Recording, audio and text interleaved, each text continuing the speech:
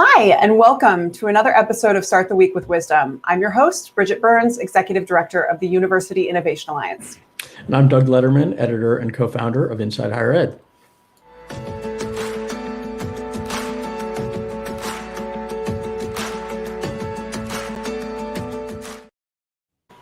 Each week, I team up with Doug to have a conversation with a leader in higher education, typically a sitting college president or chancellor.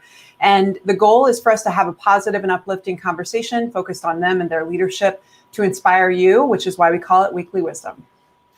This week, we've got a very interesting guest who was a college president, but has also played a bunch of other roles. Right now, Jamienne Studley, is president of the WASC Senior College and University Commission, which is one of seven institutional accrediting agencies that before, I think it was 2019, we would have called regional. We have to call them something else now, I believe. We can maybe get into all that. But before that, Jamie was a senior official in the Obama administration's Office of Post-Secondary Education. Before that, she was president of Skidmore College in New York, and she's had a long career as a civil rights and education lawyer as well. So Jamie, welcome. Thank you very much. Great to be here. So delighted to get to spend this time with you after last week when we were together in person at GSV. And that's one of the great things about being in person, serendipitous connections. And I heard you talking about, I don't remember what you were, like, it was just, you were referencing so many different experiences. And I was like, we got to get her on Weekly Wisdom. She has basically led all the things and has a deep bench of experience to share. So thanks for making the time. Pleasure. So actually, it's a good place to start. I'm curious how you're somebody who's pretty mission driven. I've known you long enough to know that. And I'm curious whether your sense of your mission and your sense of sort of the role of post-secondary education, which you've been around a lot of your career, has changed, or if it's stayed constant as you've been among all these different roles, some from inside, some from sort of outside, some from kind of in between. I'm curious how you look at how you look at the job and the mission. I look at the job the same way Guido Calabresi, my beloved dean at Yale Law School, once described it. The job of education is excellence and humanity. And he was kind enough to say that was what he thought I contributed to. And those really are what my work has been. And when you talk about this moment, what I think is wonderful is how wide the understanding is that that's what we're all about. So whether I've been a college president, a civil rights advocate, the acting assistant secretary for post-secondary education, or now the leader of an accrediting agency, it's all about excellence and also the people. The two have to go together. Sometimes we say it's quality and equity need to be combined. But that realization that we have the highest possible principles and objectives, and we have to accomplish them with and for real people. That's evergreen. That's wonderful. So I want to just follow up on that in that, because of the various seats that you've had, president in the department, but also now kind of like president amongst presidents and WASC. I'm just wondering, which of these roles did you find harder? Which one has been the hardest and why? College president was hardest. And one reason is that it is a singular spot. Attention is on CEOs always, but particularly in colleges where you work there, you also live there. People watch you, whether you walk home or drive home from campus. I think I'm trying to avoid the word lonely, but there's an isolation, and at the same time, all eyes are on you. Whereas the teamwork of the Department of Education, where a group of people gathered for a mission, just has a different kind of uplift. All wonderful, tremendous chances to contribute in every one of them, but that was the one that was the toughest for me. We won't go down a rabbit hole about your time at Skidmore, but do you think that the role, because I would imagine there are institutions where well, it's interesting. Do you think the collective nature of the job or of an institutional leadership team or of an entire college university staff became more stronger in the last year and a half? Because I've sensed a lot of conversation about institutions really sort of engaging around the mission, maybe even more than normal, even though people were dispersed. I'm interested in whether you sensed that. The intensity, the pressure, the urgency of what had to be done, I think has helped some teams come together. And both but in some cases, institutions that didn't have those beginnings or didn't have a good start on teamwork and collective were more strained. But I think you're right, Doug. For the most part, people realized the job they had to get done. They could see the need of their students and their faculty, and they rolled up their sleeves and are figuring out how to do it. In many cases, they've made some really good alliances and connections. People who, just one very practical example that we've noticed from accreditation is that some people who didn't feel a need to evaluate what was going on in their classrooms and thought student learning outcomes was somebody else's job or not necessary at all, suddenly with changed ways of delivering education said, wait, now I really could use some help understanding whether this is working, whether it's working for certain people and not others. And they found a need to collaborate with each other and with people with other specialties that they had resisted before. So I'm always looking for silver linings. That's one of them. So following up on that, I am curious about, and then perhaps this is connected to a silver lining, how do you feel like your leadership, I think people have gone through a great deal of evolution over the last year or so. I'm just curious about how you feel like your leadership has evolved as a result of, 2020 and everything that's been happening. It is a reminder of some things that I knew but become more important under pressure. People are hungry for clarity. I have a tendency to think big and broad, Myers-Briggs N, and this is a time where people also, they want the big picture, but they also need to know what the steps are, what the specifics are. People want a sense of control and to see the things they can't see because we're not working together. What are my colleagues doing? What should I be doing? And I think that crispness is vital. And it's always true, but no more than in a crisis, it's not all on you. Leaders are taught to share credit, but we need also to understand to share the hard stuff. It is not a favor to your staff to say, oh, I'll do the things that are difficult or everybody else is working hard. So I'll try and protect them. If they're real colleagues, you figure out together how to make it work and how to share the fun and make the tough stuff collaborative too. Did you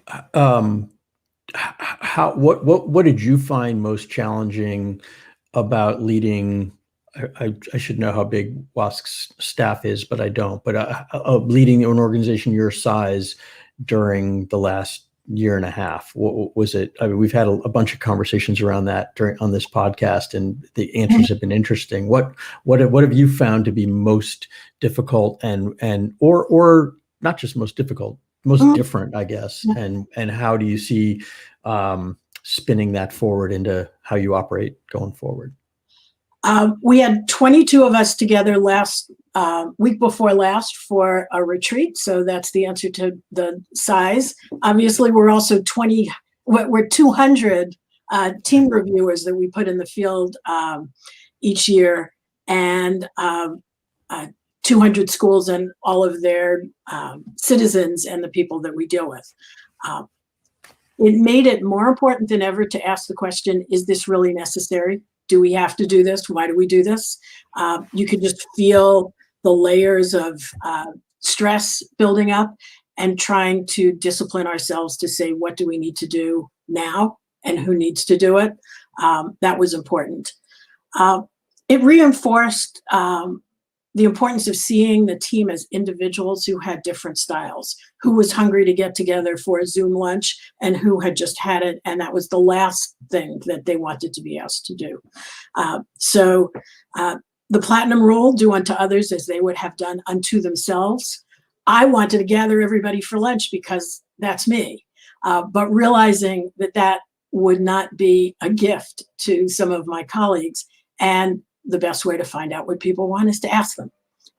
So I don't think you have, it's rare to have dramatic new insights when things are tough, but it certainly does focus you.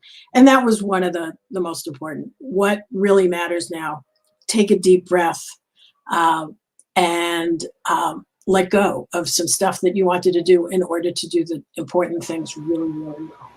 We worked very, very hard to support the people on campus who were asking us questions, who had real anxiety because they had to give answers and support programs for real students and faculty and staff that minute. And that's always been a priority, but we knew we had to clear everything else out to allow that to be front and center.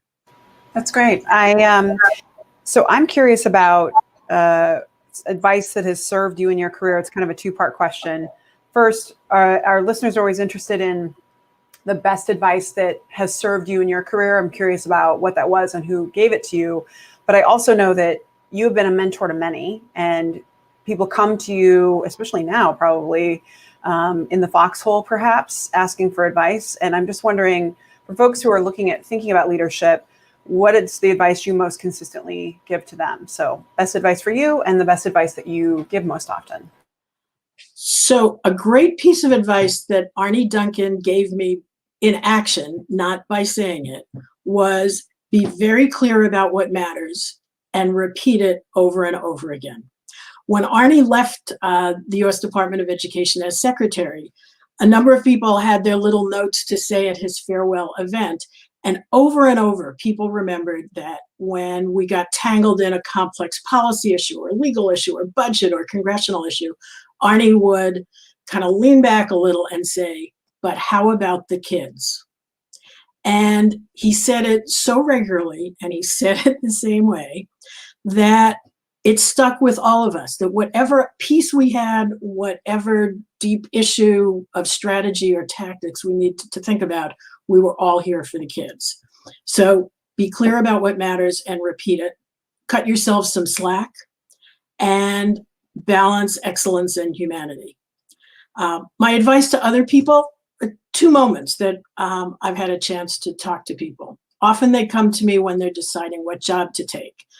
For a while, I was the person who supervised career services at Yale Law School, where people were making what felt like incredibly consequential career decisions. I'd say choose for purpose, people, and the part that you will play. So lots of people know what issue they want to work on. Say you want to work on domestic violence. But do you want to be the legislative policy person, the prosecutor or the defense lawyer, or the CFO of the agency that works on it?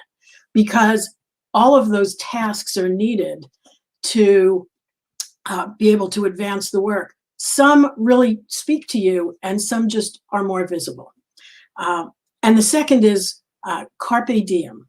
Choose the job that's only there right now. I once had to choose between a one-time only opportunity to do reproductive rights in the year that Bill Clinton, Barbara Boxer, and Dianne Feinstein were all running in California. And I knew that issue would be central.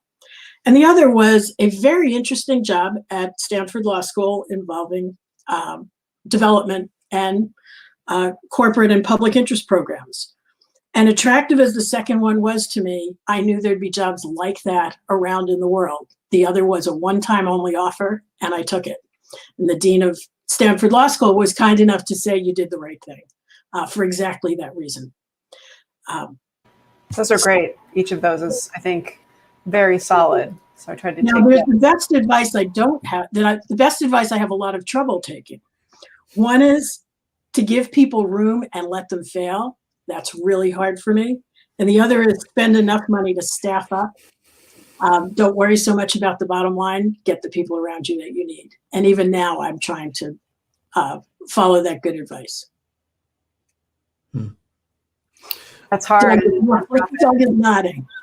Yeah, well, that's on both of those things.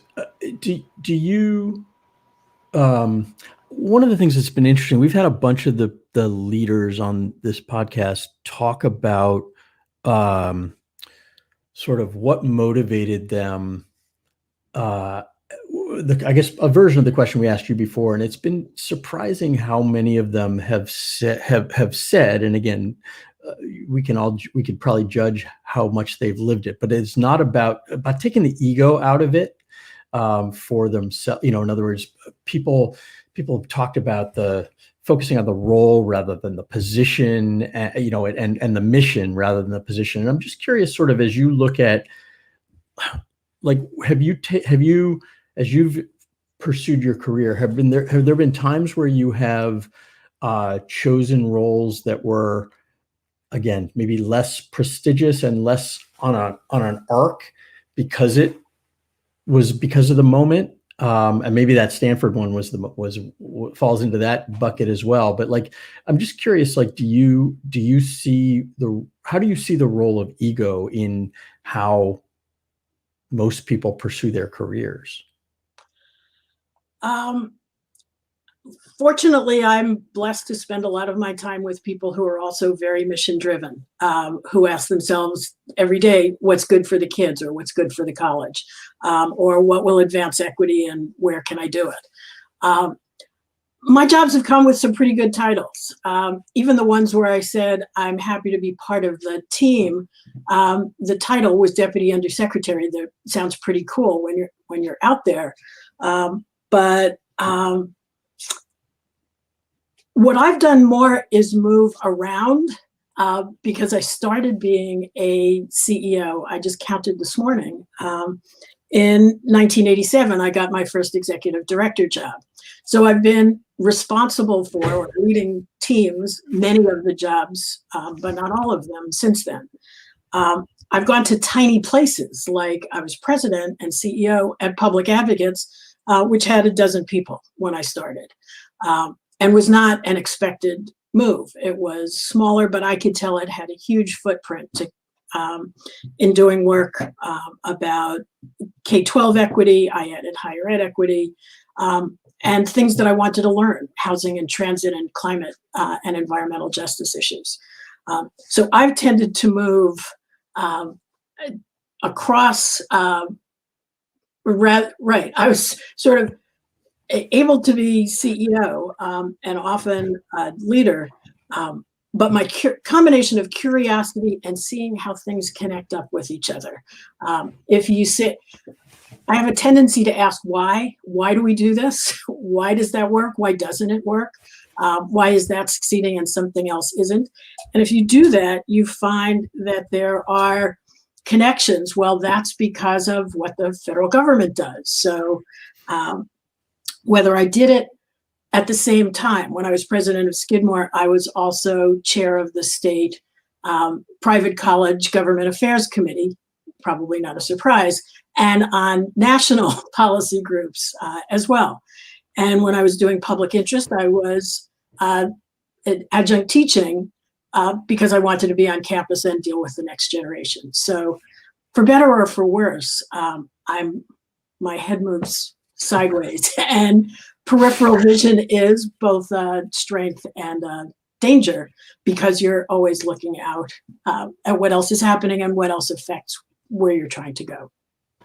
Well, I couldn't think of more timely conversation, given that, a lot of folks are, we hear about mass exodus happening. We hear about people wanting to leave organizations because they're demanding you come back in person, and they think that we're going to go from this fairly dynamic world with tons of flexibility to none and not have a reason for it. And so I think that that's a great place to end this, is your advice about decision-making in careers. I didn't even think, leading up to this, I was like, I didn't even know that this was actually the conversation we needed to have. So Jamie, that was wonderful. I would just ask, I guess the one last thing is that the three of us just experienced our first time really being at a thing, an event for the past year and a half. And I'm just curious if you have any reflection on that that you'd want to share. I personally was impressed that we found a way to keep it safe and people wore their masks as much as they did. And I came back with a bunch of new ideas, and it just affirmed for me how much in-person matters.